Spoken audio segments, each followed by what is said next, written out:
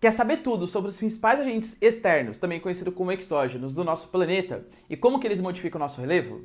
Então, ó, se liga aí no vídeo.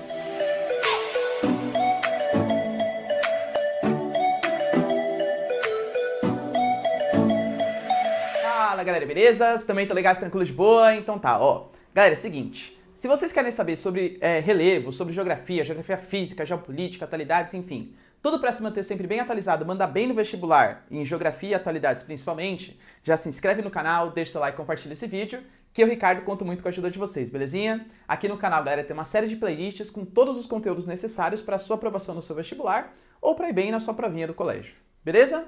Galera, é o seguinte, ó, na aula de hoje a gente vai discutir um pouquinho, né, continuar a nossa aula de relevo, nossa aula de geomorfologia, que vai tratar sobre os agentes externos do nosso planeta. Na aula passada a gente falou um pouquinho sobre os agentes internos, como que eles interferem na formação do nosso relevo, e agora a gente vai falar sobre os agentes externos. Como assim, professor? Imaginem vocês que isso aqui é uma placa tectônica. Ô, professor, igualzinho, hein? Tá, beleza. Quando eu falo para vocês de agentes internos, são aqueles que atuam de baixo para cima na placa tectônica. Falei com vocês, né? Orogênese, pirogênese, abalo sísmico, vulcanismo, o tectonismo, o movimento das placas tectônicas. Na aula de hoje, a gente vai ver os fatores que alteram o relevo que agem de cima para baixo. Então, atuam geralmente na atmosfera, ou então até mesmo, né, na litosfera, seria agente, por exemplo, modificando o relevo de cima para baixo. Beleza? Galera, é o seguinte, ó. Aqui eu coloquei para vocês, né? Atuam de cima para baixo na placa e a gente considera como eles agentes modeladores. Por quê? Porque imaginem vocês, por exemplo, que nós temos aqui uma montanha, por exemplo, tá? E aí eu falo para vocês que tá chovendo aqui, ó, chuva. Galera, concorda? Ó? Até aquele próprio ditado, né? Água mole em pedra dura, tanto bate até que fura. Tá errado, a gente vai ver no decorrer do vídeo, tá errado. Mas o que vai acontecer? Essa água que vai caindo vai começar a desgastar esse relevo e a tendência é que ele fique cada vez mais rebaixado. Ou seja, a gente está modelando o relevo. Enquanto agentes internos são formadores de relevo, formam montanhas, formam áreas arqueadas para cima, por exemplo, aqui não, aqui modela. Sempre tende a rebaixar esse relevo. Existem 4 tipos de agentes modeladores, de agentes externos do nosso planeta, que é o intemperismo físico, o intemperismo químico, o biológico, que a gente vai entender um pouquinho melhor, e as diversas erosões. Então, ó, antes da gente entender, dá um print aqui nessa tela que ela é super importante.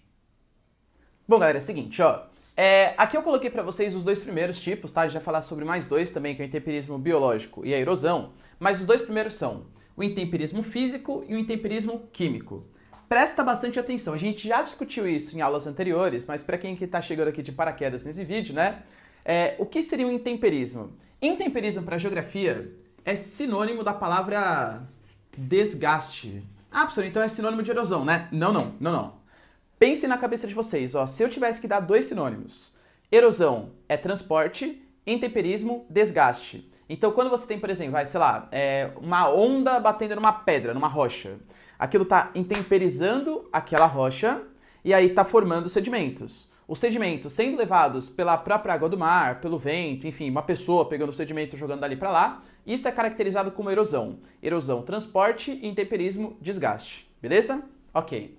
Tô colocando para vocês aqui, ó, que o primeiro agente modelador, agente externo exógeno do relevo é o intemperismo físico, que é o desgaste causado por fadiga, por contato. Professor, como assim? Tudo que fizer isso aqui, ó. Ai, professor, que violento. Machucou minha mão, juro, tá? Mas tudo que... Droga. Tudo que fizer, galera, o sentido aqui, ó, violento, que for, pá, tiver dando pancada na rocha, isso é um intemperismo físico. Então, quando você imaginar algo dando pancada, batendo na rocha, pode imaginar o intemperismo físico. Aqui eu coloco para vocês, por exemplo, um vento. Ah, professor, eu nunca vi um vento desgastar uma rocha. Claro que não, né? Demora milhões de anos para o processo acontecer. Mas se ficar numa região que venta bastante, o litoral do Nordeste, o litoral sul, por exemplo, a gente vai tendo um modelamento do relevo de acordo com o intemperismo causado pelo vento. A gente pode colocar água da chuva. Imaginem vocês, por exemplo, que nós temos uma regiãozinha aqui, que não mostrei para vocês, né? Uma montanha. E aí vai lá e começa a chover aqui, ó. Zéu, começa a chover nessa montanha. Essa chuva, a gente também pode encarar como um intemperismo físico, porrada na rocha. Mudanças de temperatura. Isso é uma coisa bem interessante, tá? Por exemplo, você já pararam para se perguntar por que tem tanta areia, sedimentos, hein? Sedimentos, não é areia. Mas por que tem tantos sedimentos, tanta areia no deserto? Cara, era tudo rocha. Só que no deserto, geralmente é uma região com grande amplitude térmica. É o que acontece. Durante o verão, todos os materiais eles têm uma propriedade, que é dilatar quando está muito quente e resfriar quando está muito frio. Dilata quente e retrai quando está frio. Imagina o deserto. Um deserto, muitas vezes, a amplitude térmica chega a 60 graus diário. Então, de dia, sei lá, faz 45 graus, à noite faz menos 15. Então, de dia, aquela rocha está dilatada, à noite está contraída. Dilata, contrai, dilata, contrai, dilata, contrai. Isso vai acontecendo, isso vai provocando um desgaste mecânico, um desgaste físico daquela rocha. É um intemperismo físico. Eu posso colocar para vocês também a chamada crioclastia. Isso aqui que é uma crioclastia. Crio vem de gelo, clastia, quebra. Então, quebra provocada pelo gelo. Imagina uma região, por exemplo, Finlândia, Noruega, Canadá. Regiões que num passado não tão distante, levando em consideração a idade do nosso planeta, estavam todos debaixo do gelo. Exatamente, no período quaternário, a gente teve as últimas glaciações que deixaram tudo aquilo coberto por camadas muito grandes de gelo. E aí o que acontece? Aquele gelo em cima da rocha vai quebrando, vai afundando aquela rocha, vai promovendo um processo de intemperismo. Tanto que, por exemplo, é muito comum, você pega no Canadá, na Finlândia, por exemplo, os chamados lagos glaciais, que são lagos, buracos formados naquela rocha justamente por conta do peso do gelo, uma crioclastia. Ou, para quem já viu Frozen, dica, tá bom? A Frozen, se não me engano, se passa na Noruega, né? Que é um local cheio de fiordes. Os fiordes, se você pegar o litoral da Noruega, esquemático aqui, ele vai ser todo cheio de entradinhas. Essas entradinhas, esse litoral todo recortado, chama-se fiordes. Isso também foi causado pelo peso do gelo, pelas últimas glaciações de dezenas de milhares de anos que aconteceram naquela região. Tudo bem? E por fim, as ondas do mar, né? Você pega lá a onda, fica batendo, pá, onda vai lá, bate, onda vai lá, bate. Isso vai intemperizando por desgaste, por contato àquela rocha.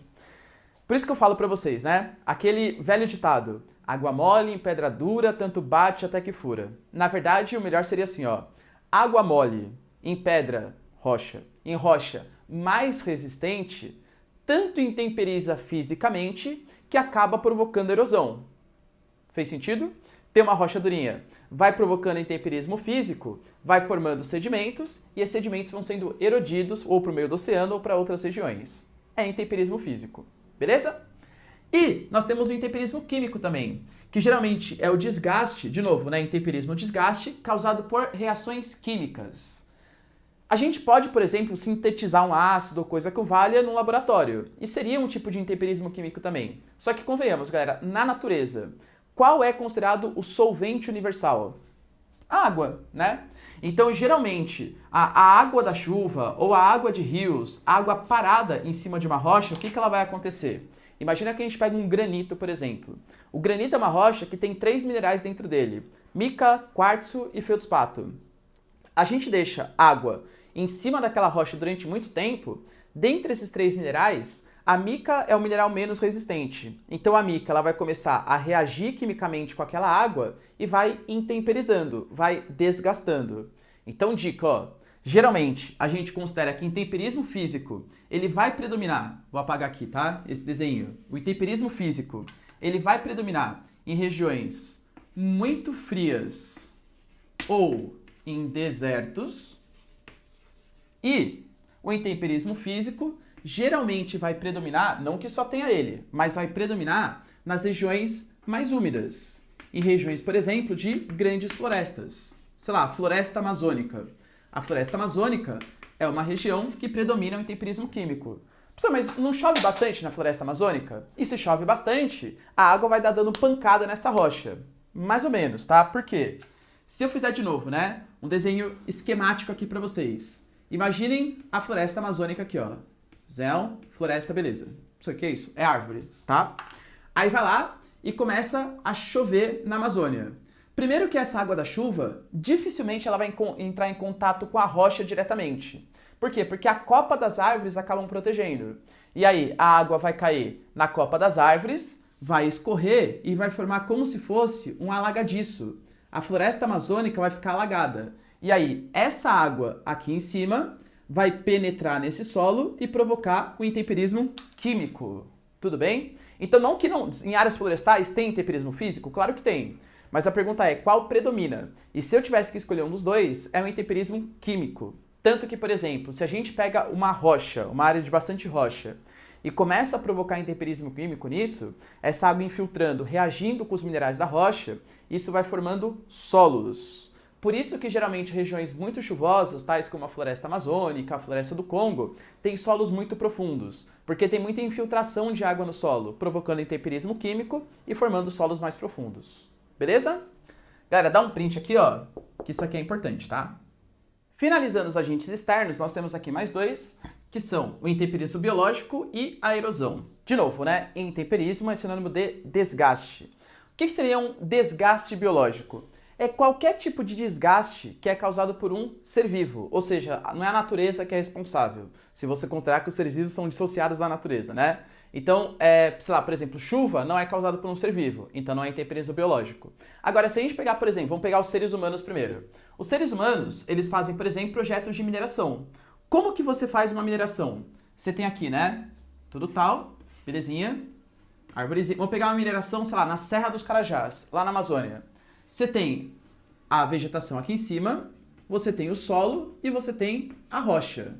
O que te interessa, que é, sei lá, o ferro, o alumínio, o estanho, o manganês, não está no solo, está na rocha. Então você tem que retirar essa cobertura vegetal, você tem que revolver esse solo e aí sim explorar só o material que te interessa, que é a rocha. Ou seja, a modificação que você faz nesse ecossistema, nesse relevo, né, a aula de relevo, ela é gigantesca. Mineração, um exemplo, rodovias. Eu sempre pego como exemplo uma rodovia que ela é toda cheia de altos e baixos, a gente vai lá e planifica aquela rodovia, você está modificando o relevo. Ou então, por exemplo, no caso da Imigrantes, uma rodovia bem importante aqui de São Paulo. O que eles fizeram? Eles fizeram uma série de microexplosões e cavucaram um túnel no meio de uma serra. De novo, você está modificando o relevo a partir de um ser vivo, tá? Coloquei aqui, só para não deixar ser vivo, raízes. Quando você está andando, por exemplo, na calçada e você tem aquela raiz de árvore que não consegue segurar lá embaixo, afinal é o jeito dela, né? E ela começa a sair e quebrar toda aquela calçada. É intemperismo biológico. Se eu te desse uma rocha sedimentar aqui, ó, e desse para você, e você tacasse essa rocha com toda a raiva na parede, ia quebrar minha rocha. Intemperismo biológico. Tudo bem? Então, toda vez que você desgasta uma rocha, você quebra essa rocha, por um ser vivo, a gente chama de intemperismo biológico. Professor, tem uma dúvida. Mas o intemperismo biológico, convenhamos que muitas vezes ele acaba sendo ou um intemperismo físico ou químico. Galera, certíssimo. Se você pensou isso, está certíssimo. Todo intemperismo biológico, de verdade, ele nada mais é do que um intemperismo físico, se for causado por um desgaste, porradaria, ou um intemperismo químico, se for causado por reações químicas. Só que como ele é causado por um ser vivo, a gente coloca ele numa caixinha especial, digamos assim, que é o intemperismo biológico. Mas tem vários vestibulares que talvez nem citem para vocês, tá? Eles só coloquem, sei lá, vamos pegar a construção de avenidas. O ser humano está causando microexplosões na serra, então é intemperismo físico. Só que eu coloquei aqui por desencargo de consciência, tá? Isso aqui pode aparecer na sua provinha também. Você tem que saber que existe, mas que nem todos os vestibulares cobram o intemperismo biológico, porque de verdade ele é físico ou químico. E para finalizar, mas não menos importante, que é a erosão. Lembrando, galera, que a palavra sinônimo de erosão seria transporte. Então, quando a gente tem o transporte de sedimentos, isso também vai modificar o relevo. O maior exemplo que eu dou para vocês, para quem já viajou para lugares litorâneos que tem dunas, é impressionante. Você vai num dia, o relevo está de um jeito, você vai em outro, o relevo está completamente diferente. As dunas se modificam muito. Isso, claro, eu estou pegando um exemplo muito caricato, que é para vocês verem como que a erosão pode transformar o relevo. Mas isso diariamente. Se a gente pegar anualmente, milenarmente, sei lá, galera, milionarmente, né? Nem sei como fala direito, perdão. Mas se você pegar ao longo de muito tempo, a gente vai ter grandes alterações desse relevo, mesmo com a ação do transporte de sedimentos. É que não é perceptível pra gente. A gente é um nadinha dentro da escala evolutiva do nosso planeta, tá bom? O que eu estou falando para vocês é que essa erosão, esse transporte de sedimentos, ele pode variar bastante de acordo com o motivador dele. Por exemplo, coloquei aqui 3, tá? Mas existem vários. A gente tem a erosão eólica, que é a erosão causada pelo vento, que é justamente o que formam as dunas, né? Então você pega, por exemplo, você vai no litoral do Nordeste, então você pega aquela imagem do Saara. Parece que foi penteado assim, né? Parece que passaram uma escova naquela areia. Isso foi literalmente penteado, erodido pela ação do vento. É uma erosão eólica. Tem muitas dunas aqui, por exemplo, o litoral do Nordeste, né? Fortaleza, e aí tem o famosíssimo esquibunda, para quem quiser fazer. Eu recomendo, assim, fazer 2 vezes, porque geralmente, tem algumas praias que são mais moderninhas, né? Mas geralmente o que acontece? Você vai descer lá, coloca, né, um esqui na sua bunda e desce. É muito legal na hora de descer. Só que na hora de subir, geralmente não tem teleférico nem nada, então você tem que ficar subindo ali na marra. E subir duna é uma coisa bastante complicada, tá? Nós temos a erosão pluvial e a erosão fluvial. Galera, não confundam pluvial com fluvial. Professor, pode deixar que eu não vou confundir, porque como eu não sei o que é nenhum dos dois, não vou confundir, né? Calma, galera, não pense assim, ó. Erosão pluvial, toda vez que eu estiver me referindo à pluviosidade, eu estou me referindo à chuva. Toda vez que eu estiver me referindo à fluvial, estou me referindo a rios. Então, por exemplo, quando chove e leva o sedimento para uma área mais baixa, erosão pluvial. Quando está passando um rio e ele vai modificando o próprio formato desse rio por estar levando os sedimentos, erosão fluvial. Temos erosão glacial, temos uma série de tipos de erosões também, tá bom? Se a gente conjugar todos esses fatores que eu falei para vocês, isso são os agentes externos do planeta. Sempre tendem a rebaixar e a modelar o relevo. Todo o nosso relevo ele é formado numa conjuntura de agentes internos e agentes externos. Eu vou gravar para vocês na próxima semana, ou ainda essa semana, tá nas próximas aulas aqui, como é o relevo do Brasil e como é o relevo especificamente de São Paulo, que vai prestar vestibulares de São Paulo, tá? Se vocês quiserem saber sobre outro relevo também, Nordeste, Amazônia, Sul, deixem aí nos comentários que eu também gravo para vocês e disponibilizo aqui no canal. Belezinha? Galera, foi um prazer aqui passar essa aula com vocês. Ah, né? Tira o print aqui da lousa, que ele é super importante. Foi um prazer. Não esquece de compartilhar esse vídeo para quem quer saber um pouco mais. Deixar o seu like, deixar nos comentários também se vocês gostaram ou não. E é isso aí, galera. Muito obrigado, beijos, abraços e tchau. E até a próxima videoaula. Falou!